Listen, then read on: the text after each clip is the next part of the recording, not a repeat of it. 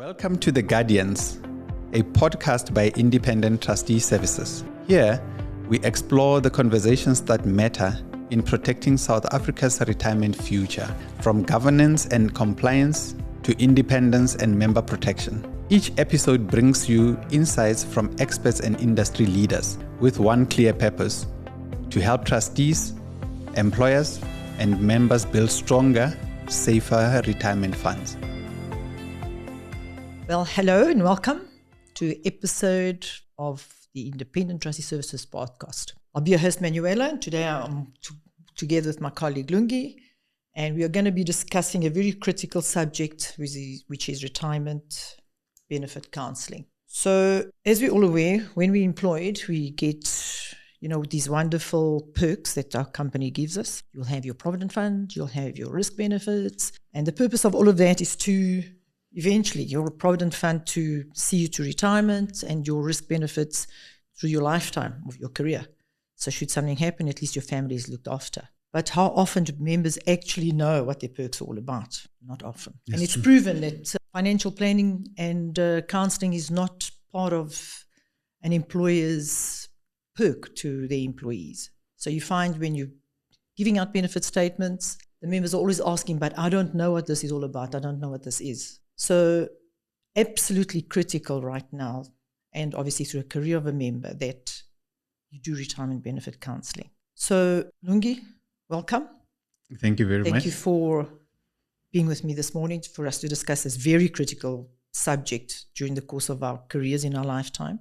We don't want to get to the age of 40 and look back and say we cannot retire, which is what happens to basically 90% of members. And it's proven. It's research that maybe 1 in 10 members that have worked through their lifetime can retire comfortably. And all because of, through their lifetime, they've never had retirement benefit counselling. Mm-hmm. So how do you, being in your role as a financial planner, a retirement benefit counsellor, how do you see where we're going with all of this eventually? Thank you again for the opportunity for me to join you here. Retirement benefits counseling. For me, and we call it retirement. You see, the word retirement throws a lot of people off. At Independent Trustee Services, we start talking about retirement benefits counseling to people already even starting work. Because you don't plan for retirement at retirement. You start planning for retirement when you start working, knowing that it is a journey that you have to take. That will take you from a specific step to where you want to be ideally when you are on retirement and you don't earn a salary anymore. Now the money that you've accumulated needs to then take care of you. We need to start talking. We need to start conversations with members, with employers, with employees, so that they need to understand what goes on with their funds. Before we started, in most of the areas where we are involved, people used to come into the work environment, they'd work throughout. They wouldn't understand what their benefit statements are looking like. They'd only see somebody when they retire who moves them from that retirement product that they had, from that pension fund or that provident fund, to help them withdraw all of their money at retirement. So our role is, let us look at the legislation, let us look at everything else that we've got, and let us then water it down for people so that they can understand what their benefits are looking like, what the law says about what they have, and how they can then maneuver this whole retirement landscape. Do you think that maybe as a society, financial literacy is not up there? Should we not even, as early as in parenthood, when we're giving our children that 100 Rand pocket money, that we should already at that stage be saying to them, you know what, take the 100 Rand, however, put a little bit aside for one day. You can buy a car when you sort of get out of university. Should we not start financial literacy at a young age? As you say, when we get to retirement, it's, when we get into retirement 6 months before, it's already too late. Haven't done anything. Yeah. Most of us, I think, can speak from experience that we've worked so many years and we look back now and we say, gosh, I actually didn't get the advice I should have got. We all get into the positions of, when we're working, buying the fancy cars, buying the fancy houses, buying the fancy clothes, not thinking that retirement creeps up on you so quickly. So what do you think about financial literacy? Should we not be doing that at a very early age. That is true. I've seen that financial literacy is actually left to the individual. It's a touch and go. You will experience what you experience. Nobody gets to teach you how to then deal with money. Even the subjects at school. What do we do? Languages, then we do mathematics and everything else. But none of it is actually about financial literacy, which is a subject on its own that needs to teach you quite a lot. Let me give you an example. Most people that are employed, they will work for that stretch. Some of them work for over 40 years. In that 40 years, they never get to build a house, right? Because they're thinking immediately when I finish and then I go on retirement, I'm going to take my retirement benefits and I'm going to build a house. And in my opinion, that's just a little bit too long. A little bit too late. Because at the time when you go on retirement, that's not when you're starting grand projects. That's when you're supposed to be scaling down so that the money can then serve you for the remaining time that you have. Yeah? So people do that. They spend too much of that money building mansions, building huge houses. And then at the end of the month, there isn't food in the fridge, right? And then soon the very beautiful development that they've put down gets dilapidated because now they don't have the money to take care of it. So we have all of these challenges. And these are things that we need to teach. Like you said, give a simple example. What we're doing now with my daughter at home is to say every month she's got chores that she does in the house. Those chores are her responsibility. But because we're preparing her for financial literacy, we give her an income for the chores that she has performed. So you have to work, wait a month to get paid out, and then we pay her full income, right? And then we've got a contract written out, we've put it out on the fridge. She knows she has to pay a certain amount of money, 10 Rand. This is just to teach her. 10 Rand for electricity, you pay so much for your Wi-Fi, you pay so much for groceries and everything else, and what remains comes to you. And with that, you need to then be able to save a little bit of that money, and some of it you can spend if you need to spend.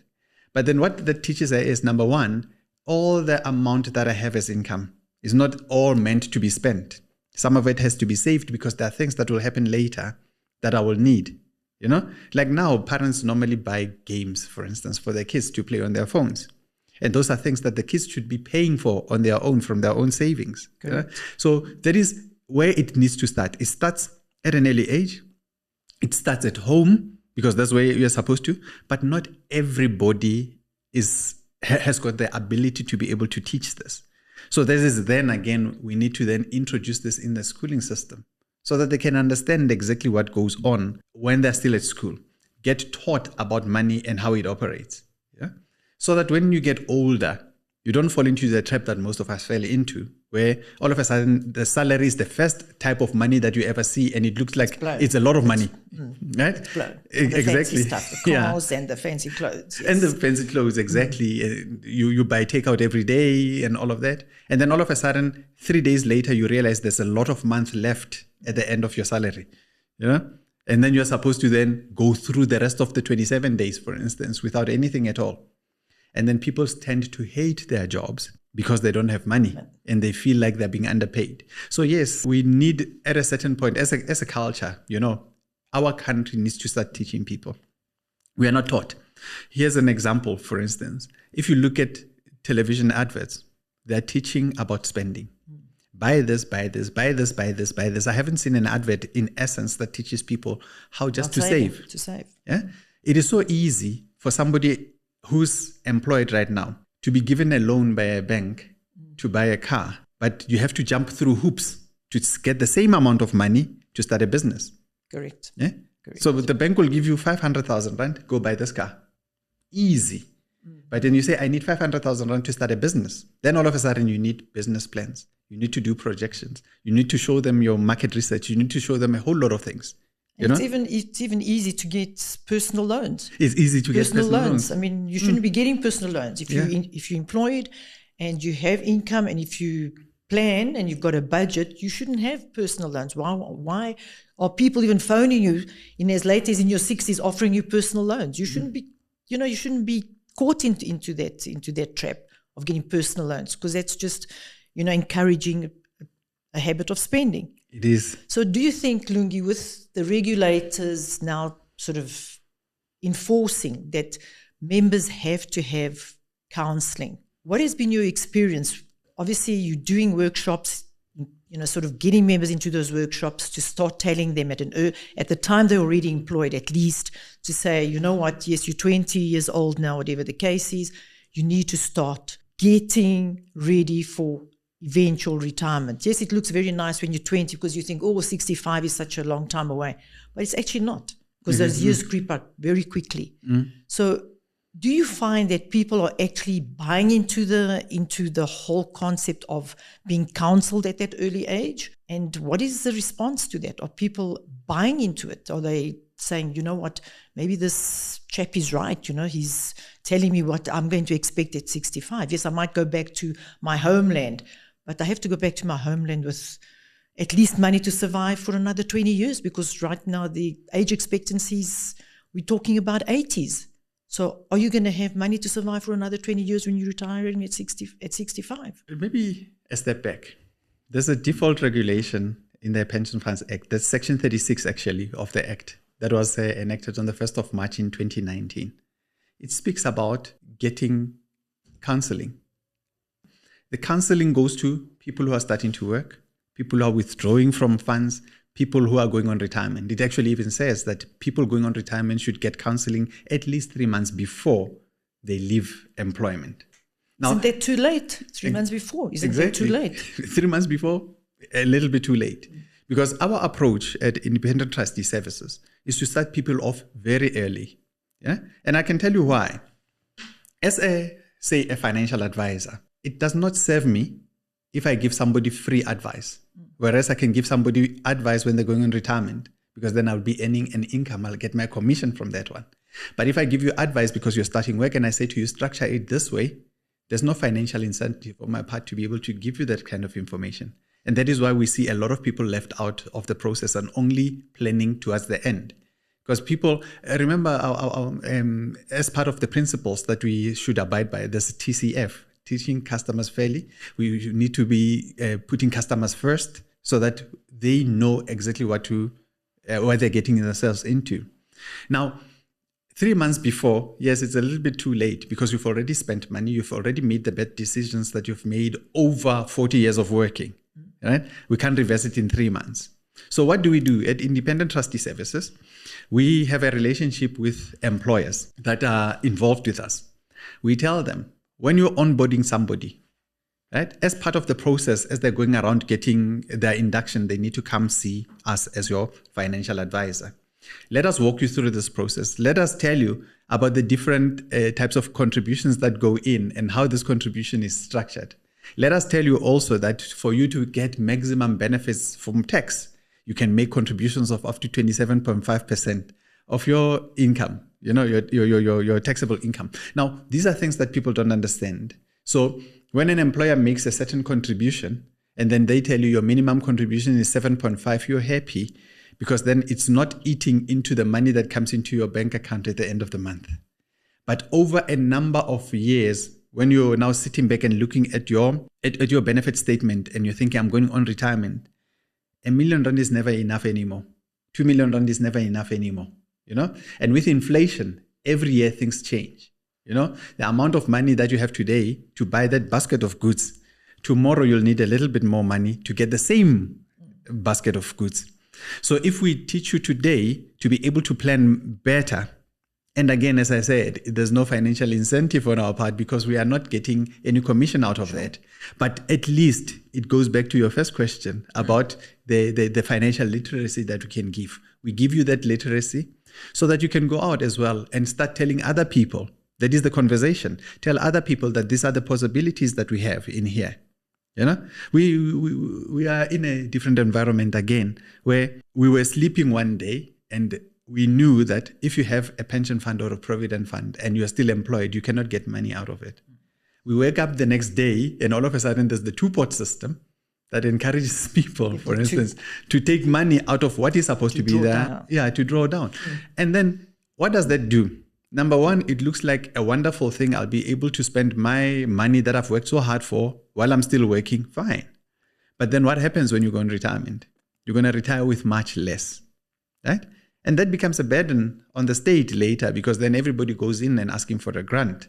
because they cannot afford themselves the And money. sorry to interrupt you, Lungi. Yes. Again, yes, they're taking, it looks wonderful to take this 30,000 Rand out of the two-pot system. And also, when members leave employers, it also looks great. You know, I've now got 50,000 Rand in my pension fund. I'm going to cash it in, going into my new employer.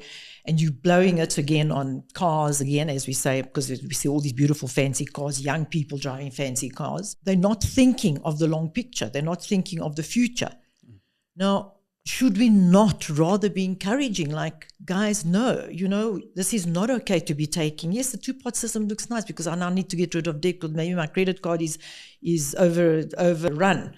But is that the right way to go? Have we gone the right route in encouraging people to use their retirement funds for this kind of problem, actually? Because it is a problem. Debt is a problem.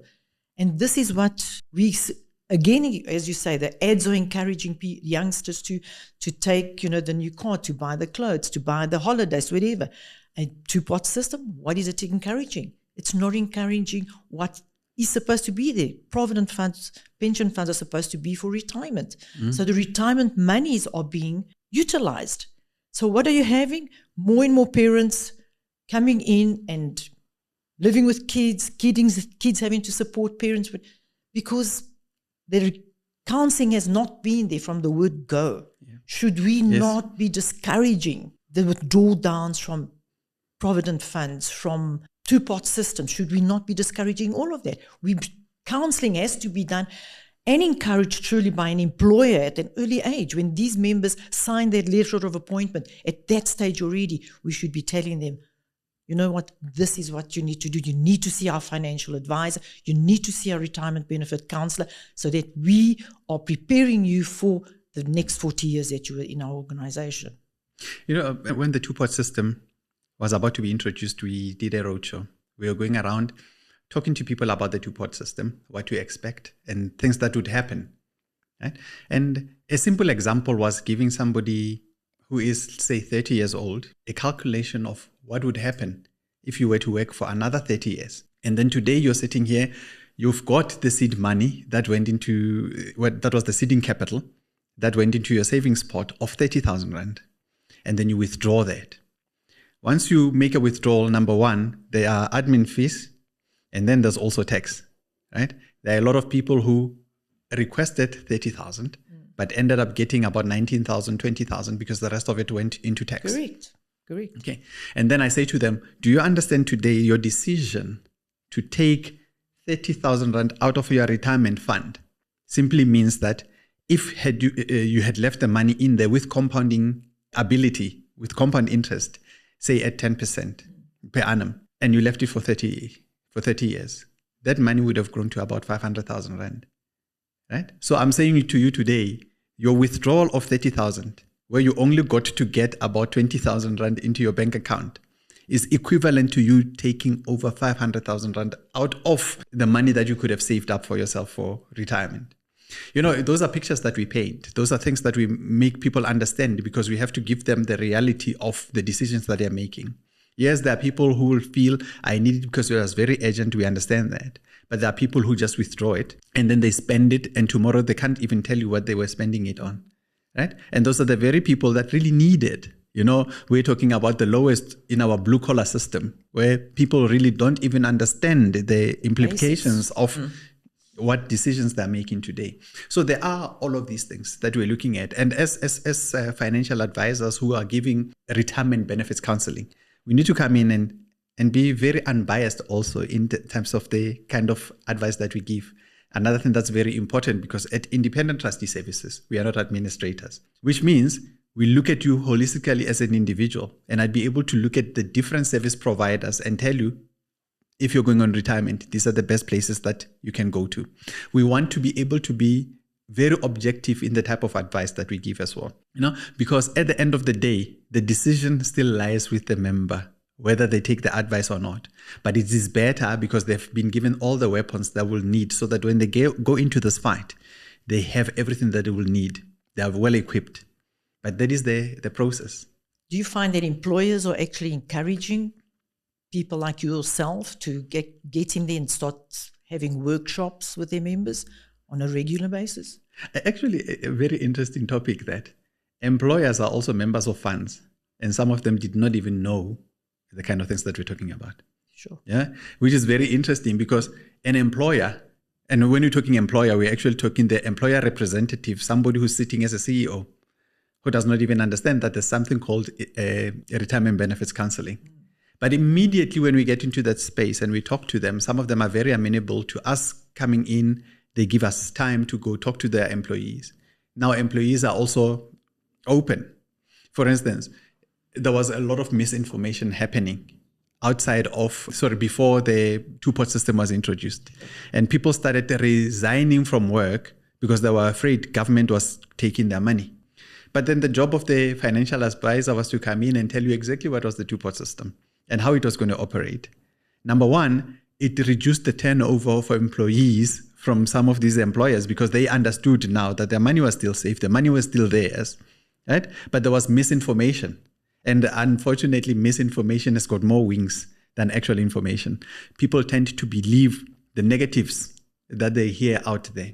So if an employer does not understand these processes, then unfortunately it means even the working class under them also will not have this information. So our job is actually to go out, knock on doors and talk to employers first and educate the senior members so that when they get this information filtered down, then get the buy-in from the members. The buy-in from the members. Also people that play a critical role in understanding this information and hoping to disseminate the right kind of information. Leaders, our union leaders. Unions need to play a role in this space as well because they've got a lot of sway with members. Members listen to them.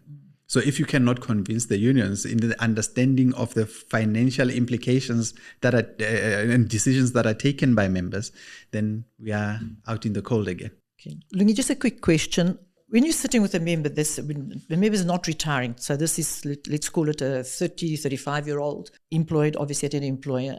When you're sitting with the retirement benefit counselor at that stage, do you draw up a budget plan with you're already identifying crucial areas like what debt do these members have, what are they spending their money on that they're earning currently, so that you try and get rid of that debt, you try and get rid of all the sort of noise in the system so that whatever salary they are getting is obviously for them to live and to prepare them for the next 30 years. Yeah. Are you preparing them at that time? So you're saying like get rid of your Edgar's accounts and your Fushinis and you don't have to buy the fancy cars and you don't have to go into, to buy the expensive furniture because it's at the end of the day, it's all material stuff. But when you retire, the reality sinks in because now you don't have money for your basics, your, foodstuffs and that kind of thing, which is what I found even through my career is that when we spoke to members, when they got to retirement, they were needing, let's say, 10,000 Rand to live on. Now, obviously, retirement, you don't even have that income. You maybe have 3,000 or 4,000 Rand of a pension of sorts. And then how the hell are you supposed to live? So at that stage, are you saying to them, listen, this debt that you've got, you must get rid of? Yeah. You see, there is retirement benefits counseling. And then earlier we started, in our conversation, we were talking also about financial literacy, which is very important. We take this as a holistic approach and we combine everything. First, we will tell you about your benefits. We will tell you what they mean, what it would mean if you are going on retirement, the kind of products that you can get at retirement, but then also to get you to that space at a young age. You're a 30-year-old, you're working, or a 20-year-old, you're starting to work. We sit with you and we make that plan. Yes. We need to understand, first of all, what are you spending your money on and is it necessary? Do you have insurance? Are you properly insured, uninsured? There's also the concept of over-insurance where, for instance, too much off, yes, and you lose out. People don't even know, for instance, that yes, you can get a car insurance today for this product that you've got. And then you can get the same insurance from another service provider. This one is covering you for 1 million. The other one is covering for 1 million in case of total loss of your product, right? Of your vehicle. And then when you go claim, you can only claim from one because by law, they're not allowed to give you the same type of benefit for both. So people think, if I lose my car today, I'll be able to get 2 million out. No, you'll only get the 1 million rand for the value of the vehicle.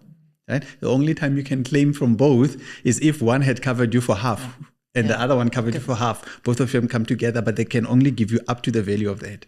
So people thought, by getting so much insurance, at least it helps me because then I'll be able to get extra. No, but then that's why we are there, to try and guide you, to make you understand the value of planning forward. And then in terms of getting rid of debt as well, there are processes. We sit with you. We need to understand what have you got.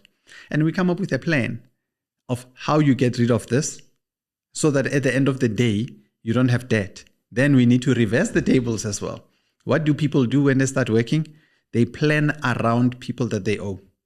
I owe this company so much. I'm going to have to pay them this much. I have to pay them. And the worst is the money leaves by debit order. So you're sitting there while your money leaves your account after it's come in. But the first thing that we need to do, which is key to everybody who wants some level of financial security, start to pay yourself first. Your creditor number one in your books. You're not supposed to take money out so that it goes into your investments. Right? And then after that, everybody else can then get the scraps. But otherwise, there's no point in going to work when you're working for everybody else to put their hands into their pockets. So yes, there's a whole process that we are supposed to. First, we need to understand you.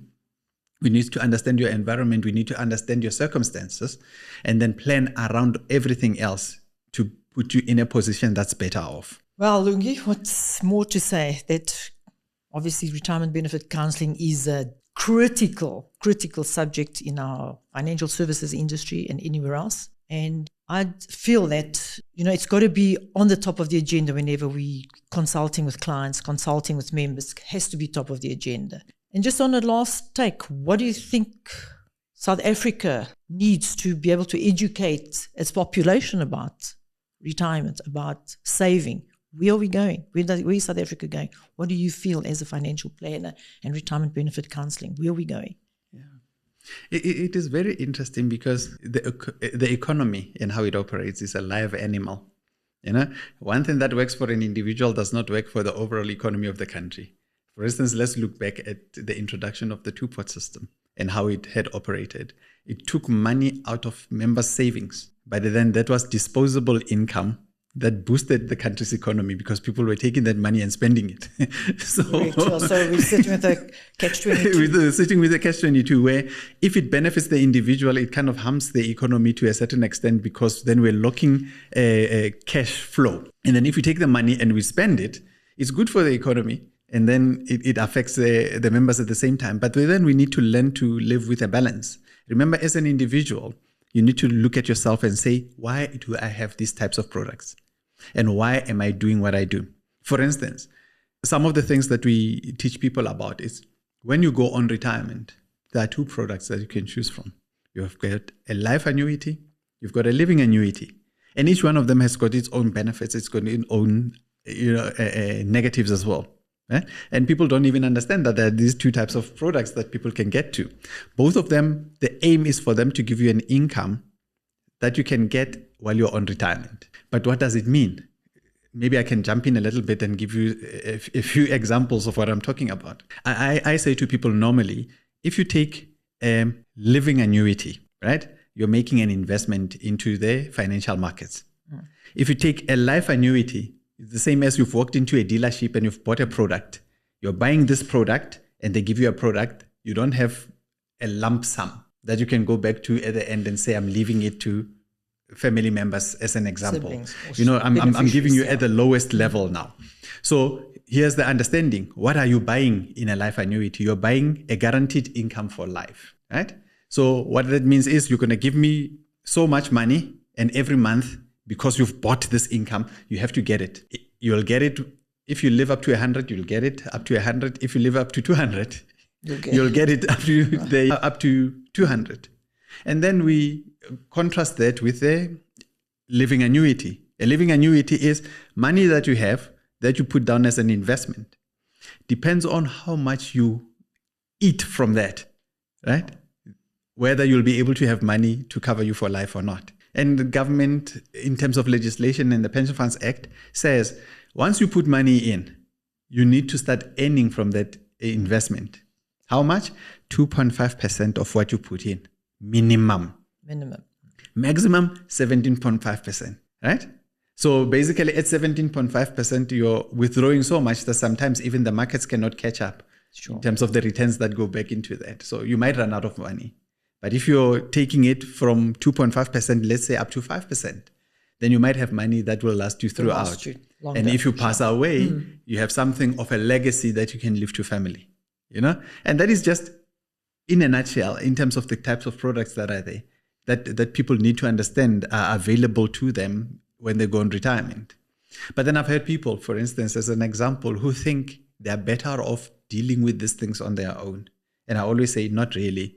Because what do? They, at retirement, especially those that still can take full cash, who are not even 55 on the 1st of March 2021. And they say, I was told and I was advised, if I take all of this money, I can put it into a fixed deposit. Yeah. And I'll be able to add interest. And I'm thinking, but do you realize you're taking so much money out and a big portion of it is going to go to tax? So what you get out is so much, but what you get into your bank account is little. You put it into a fixed deposit, it's as if you're starting from scratch, trying to grow that money. And the chances are that those fluctuations in the markets, if you don't invest wisely, they will eat up. Also, you're going to be tempted in terms of money that's sitting in a fixed deposit that you can then withdraw and go build that house again. Or somebody comes in and they're hard up and then they need money from you. And then all of a sudden you withdraw another 50,000 and then you give it to family, wherever. At the end of the day, you lose out. But money that's sitting in your living annuity, money that's sitting in a life annuity, you know that at least that earmarked for one thing and one thing also, to give you an income at the end of the month so that at least you're able to get your basic needs matched. So those are the things that we sit and we talk about. We can sit here and have a podcast that will run for days, just on the subjects of retirement and stuff. But at the end of the day, I'm thinking people need to be educated enough to understand that there are people like us who are out here trying to help them do things differently, to live better, to plan better, so that at least when they are going towards their retirement years and they're relaxed, they have something to retire on. It is sad now, to be very honest, that I look at benefit statements and people who have jumped from one job to another just so that they can get their hands on their benefits, retire now at age 60 with less than 100,000 rand in their fund, right? And then they sit back and blame government. It's always that. Government didn't teach us. You understand? So now we are here. Our job is to get out and teach you those types of fundamentals so that you can understand what to do to plan for better. Oh, Lungi, this is a subject, as you say, we can go on forever and ever trying to educate. Even me being in the industry for a number of years, it's always been a thing that was always discussed, that members they're just not educated on the financial side of their lives. They, and they don't understand, and every time you did try and sit down with them, I'm talking of a period of 40 years, that, they felt that they're part of government trying to steal their money. They didn't understand that you're actually there to help them. So when they got to 65, that, they at least could retire in some form of comfort. And so I think the education is not going to stop. We really need to buckle down and get this retirement benefit counselling going. I know it's always, maybe employers, the members are out of the workspace for a period of an hour or two to get members into a room, so you can at least start drumming into them that, you have to do this, not for us, but for yourself and for your family, in the future. So I think, it's going to be a subject that we're going to go through, and I don't think it's going to be in our lifetime we're going to resolve, but at least if we can plant the seeds that we can see some form of change, I think it will be a bee in our bonnet that, so at least we've done, if we can do something for, a number of members, hopefully we've achieved something. And it's not going to be an overnight story. And I think our government also needs to understand that they need to encourage people to save. This handout of, little grants here and there, because, it also doesn't encourage, I think, a healthy system of saving. So we need to stop all that, and we need to get members to understand that it's up to them to actually make a change in their lives, change their lifestyles, so that they can at least retire comfortably. And talking about government taking money, there's a misconception as well in terms of how taxation happens.